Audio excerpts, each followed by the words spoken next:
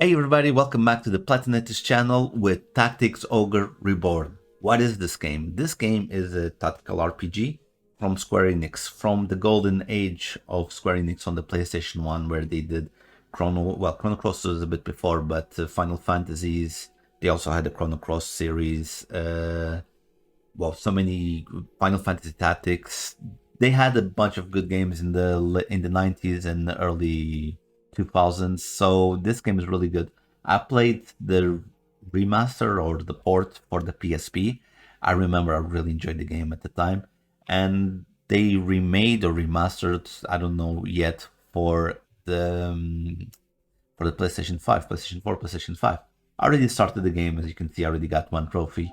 I wasn't going to do this game because I was like, maybe it's going to be too long.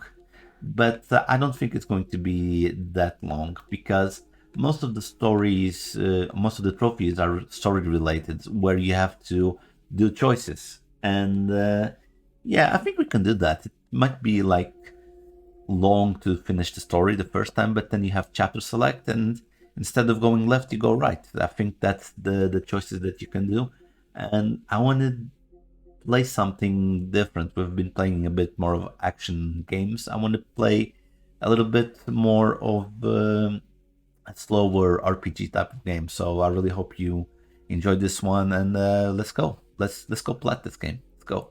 And as always, we start, okay, not with the easiest one, because I'll explain at the end. The first trophy, it's not saved. But it's actually a very easy trophy that you'll get automatically because it's story related. Yeah, this one here is, I'm gonna say, the first side quest that you can do in the game if you don't go straight to the objective. Corpse Dancer, you have to defeat the Necromancer. And this is actually very important for the last trophy, which I will talk about that later. Fallen Hero. This is your first major choice. You have to kill the people of Balmusa or refuse to kill the people of Balmusa. In this case, because I don't like to kill the innocent, I decided to go against that and I opened the Chaos route. I always thought I was doing the right thing, but Fallen Hero. Chaos route. Then Man of Proven Worth. Basically, this character that is blinking red, Asili, something like that. Well, you can't kill her. You have to put her really low health and then defeat Vice, so you can recruit her for your team. And yes, this will be missable if you decide to kill her, which some people might do that. I knew I could recruit her, so I avoided that. Man Among Friends. This one basically, Sistina is a character that can join you, very good character. Her and her fighter friends, they join you, and it's hard to get because you do have them as guests in your team, and you can't let them die. If you let them die, they die. You can't trust them, and they won't join you, and you won't get the trophy. That's the hardest things in these trophies. You can't let people die, or you can't kill certain people. Man of Principle. Leonard, we fight against Leonard, and he offers to go back to the Resistance. What happens is, if I choose to go back to the Resistance, I'll open the neutral route. If I refuse, which I do, I open the chaos route, and I'm a man of principles. Even in real life, I'm a man of principles. So, yeah, I'm not gonna join them, but I'll keep playing. And then in this case, we'll defeat. Which one is this? Zebos. We'll get 3 trophies for this guy in the 3 different routes. Basically, you'll have to defeat him in all routes. You defeat this guy, and you get a trophy for him. And yeah, you defeated the Kalgistan leader and tarnished hero. Then the unflinching, you will have a random battle and you'll see this guy Oberyn being chased by enemy forces. And you decide to save him, and it's one of those quests that or side quests that you can't let him die, because if he dies, you won't join the team, you won't get the trophy. Most of the trophies are based like that. Of course, if you say no, but why would you say no if you save them, right? If you say no, you also won't get the trophy. Southern Liberator. This is basically when you defeat the Dark Knight and save the princess, yeah, you get this trophy here, the Southern Liberator. And this opens routes for the endgame. This is already on chapter 4. So at this point, the story is almost done. Oh no, it's not this one, sorry. Southern Liberator. No, it's when I defeat a different army. Never mind. This Bringer of Peace, that's the one. That's the one where you defeat the Dark Knight. I'm having a bit of problem remembering what the trophies are, but I'll explain at the end, and you're gonna be what the fuck. Trust me. At the end, you'll be what the fuck. But yes, this is the one where you defeat the Dark Knight and save the princess. There it is, Bringer of Peace, which opens way for the end game. Which we won't go straight. We'll do a very important side quest where we have to, well, defeat mystical beasts in shrines. 6 different shrines to be more precise. And this is good because it unlocks new weapons, new crafting things. Some enemies if you manage to defeat, recruit them, which I didn't. Then Slayer of the Windwatch, it's the same process again. More 30 minutes of this, 30 minutes, 30 seconds of this, watching me defeat the enemy. This is important for, I think it helps with the Palace of the Dead quest. I don't remember, but I think it implied something because I had to use a guide because I was, at this point, since I was almost finishing the game, I was like, let's do some things before the game is over so we can get stronger, so we wouldn't have problems with the end boss, which ironically we did because there is, I'm going to talk about that because it's going to come after. The next trophies are all the same. It's destroying, killing mythical, the Watchers basically, in every single shrine. Okay, that's basically it. There's nothing. But the final boss, there's a reason why this game is a tactics ogre. Let's link together because you go around the game, you don't find any ogres, but as you read the story, especially by the end game, you know that many thousands of years, something like that, was ogres versus humans. The humans managed to defeat the ogres, and then you realize that the king, one of the previous kings that died, that happens to be the father of Katya, which again, this is a very complex story. It's very old school. And he became an ogre, and he was defeated by humans. And the Dark Knights want to free the ogre to take over the world. That's basically it. So your last mission, the last part of the game, becomes very, very mystical with monsters, and that's the ogre from the the title, Tactics Ogre. That's the story. Very fast, but there's a lot of twists and turns. And there you go, Slayer of the Lightning Watch, that's the last one. Then we'll go to Dynast King Slayer. This is the final boss, the one that I told you was an ogre. It is a very complex fight, like I was mentioning, because he calls doppelgangers, and they are stronger than you, and you can't res unless you do something.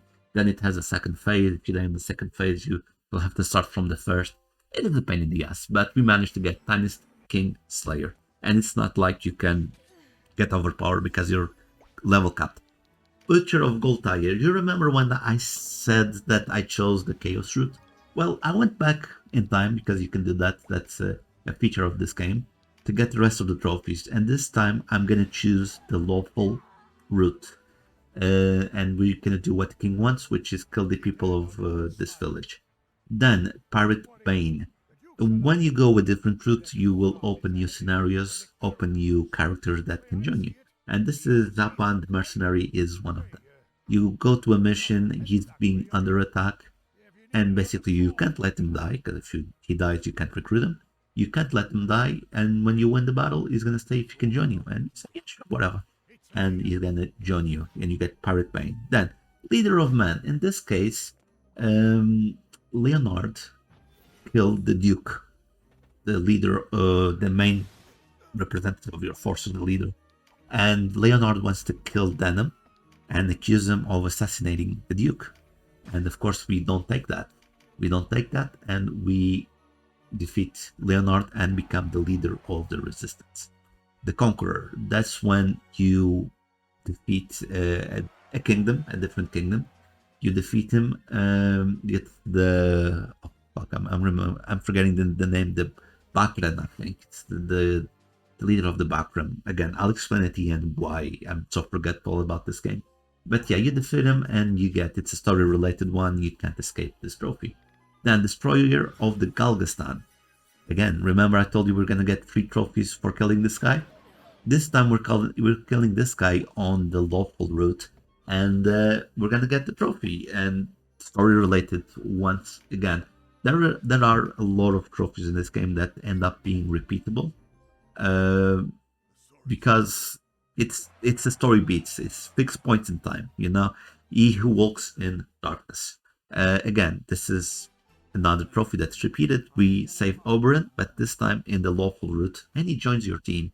Of course, you already have him in the team. You can use him in the fight. He's a guest, which helps a lot because him being a guest and you already had him in your team, he's like really strong. So we won't have a problem. He's gonna have good gear.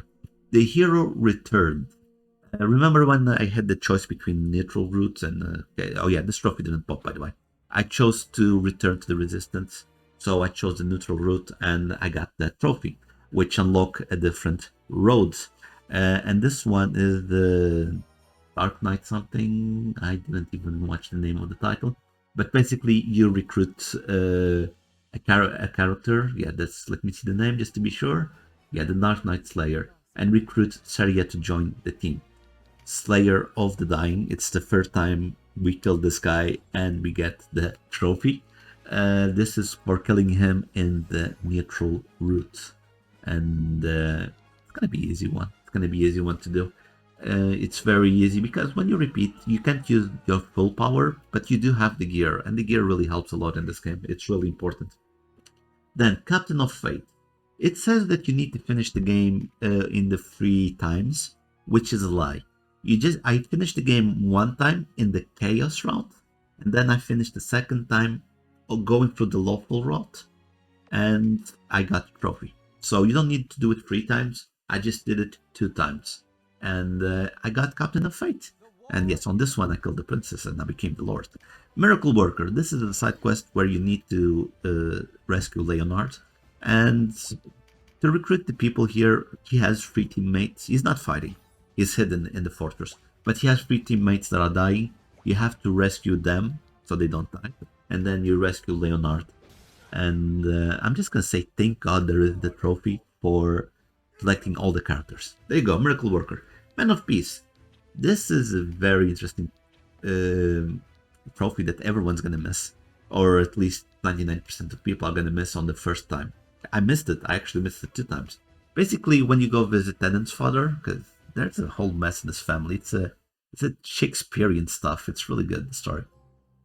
When you go to this place, the name was in before, I forgot the name. When you go there and you don't have any types of weapons, you don't have a fight, you're a man of peace and you just pass. You save like 20 minutes. You save like 20 minutes not doing that that battle. This one, basically, it's post-game stuff. This character is possessed by Slayer of the Sea Witch. She's possessed by the Sea Witch, and you defeat her, and then she joins the team. He Who Walked the Depths. The biggest dungeon in the game, which is a Palace of the Dead, on the first floor has a secret door.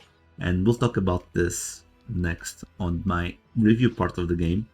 It has a secret door, which is in this area where I'm going with my character. And when you open the door, yes, you have to stop, and you're gonna get He Who Walked the Depths. And then on the 100th floor, you have to defeat Neben, which is actually the same character from the first trophy in this video. That's why you need to go lawful route, defeat him on the first chapter, go lawful route, and then it's the easiest way to unlock this mission, because I screwed up here. But anyway, we kill them and we get the ice, use the ice prison, and we get Necromancer Scourge. And then we unlock the True Hero trophy. It was painful, it was long, I'm gonna complain about that, but it's mostly my fault and not the game's fault, okay? That's very important. And there you go, guys, we're gonna unlock another trophy. There you go, Platinum. Platinum 149. I deleted the game. As soon as I got the platinum, I deleted the game. Not because the game is bad, don't get me wrong, the game is actually very, very good, but because I was so sick and tired of this game. And you'll see why. First of all, let's go. Let's have a look at the trophies. This is a trophy that I didn't show you. Hero of Golgotha. This is when basically you rescued the Duke. It's story related. You won't miss it. It won't miss it. It's quite easy. This is when I started platining the game. I decided I'm gonna plat the game and played it 100%. And this is when I finished. So that was 5th of February, and I finished. Well, I could use the platinum. Never mind. But I finished on the 21 of March. So that was a long ass time. I'm gonna be honest. In between this, I platted Hogwarts Legacy because I just love that game. God of War Ragnarok, thanks to my girlfriend for giving that, and The Last of Us Part One, thanks to my mod Leah and my mod and friend. I say mod, it's like so distant. My friend Leah for borrowing me that game. Uh, now, let's talk about this trophy. Why was I complaining about this trophy? So this is when I reached the Palace of the Dead on the 14th of March. I reached the Palace of the Dead, where I unlocked the secret door, and I finished 7 days later, basically. 7 days later, I finished the game. Why did I take so long? Almost 1 week in this one. Basically, what happens is, and I was telling that previously, the easiest way to unlock this trophy is going by the low route, okay? Because when you go by the low route, you enter the Palace of the Dead and you start this quest. If you go on the Chaos or a neutral route, you have to do some other prerequisites. So it gets a bit messy. And when I did it the first time, hence when I got this trophy, I went through the neutral route and I didn't activate it, and I didn't notice that I activated it until I was like halfway, because like I haven't seen any story beats for the quest. What's going on? And I had to go search for a guide, and they said, oh, this has to happen, this has to happen, this has to happen. Like, oh shit, nothing of this happened. So I decided I'm gonna go lawful route. Went back to the first chapter, did the lawful route completely. I skipped all the conversations. The fight were super easy, but still I wasted almost a full day doing that. And then I activated it, and of course I had to start from level 1. Despite the fact I was on level 50, I had to go back to level 1, go all the way down and fight, and it gets a little bit tricky by the end, because the dungeon level cap is 40, and by the end you start to get level 45 and level 50 enemies, and you have to be very tactical. The good thing is that during your descent, you'll find new gear, which helps you a lot. You'll find some stores where you can restock, which helps a lot. Trust me, I wasted so many health items and resurrection stones. It was. It was. Anyway, about this game, I remember not the original. I played the PSP version, hacked copy actually, and I really liked it at the time. But I didn't finish because hacked PSP. I had all the games in the world, so I played a little bit. And when this game came out, I wanted to complete this game again because, because I like this type of game, and this is from the golden era of Squaresoft. Not Square Enix, Squaresoft. I'm that old. Most of you are like, what's Squaresoft? Well, it's the company before they joined Enix and became Square Enix. So this game is from that golden era of the PS1. The story, like I said before, is really Shakespearean stuff. A jab at Mass Effect franchise. The choices in this one really count. There is consequences. Either you won't be able to recruit enemies at the end. You can let your sister die and you become the lord, or you convince her to stay alive and she becomes the princess. It is interesting. I like the story. It's they don't make the story like these anymore. Like, there are games with good stories, don't get me wrong, but like this. And yeah, I really liked it. I'm not gonna go much more. This is a must play. It's one of those games, if you don't have enough time, you can buy this game like for 20 euros or whatever, and it's gonna last you a month or two when you won't have to play other games, and you'll be very addicted to the story. Because I always say, playing a video game is like watching a movie or reading a book. The only difference is you control the action and how it goes. So yeah, it's really worth. I'm not gonna continue anymore because video's already long enough. But I praise this game really high, and if you like this type of game, you should really, really, really try it, because I'm pretty sure you'll love it, and the choices will weigh in your conscience, basically. Guys, thank you so much for being here. Please leave a like, a comment, hit the bell icon, all those good things that make us grow. Sub button up here, my latest video over there, Trials of Mana, where I did the platinum during stream so many months ago. And over there is my Fubu87 FIFA channel. I'm still putting marquee matchups there. I'll see you guys on the next one. Bye.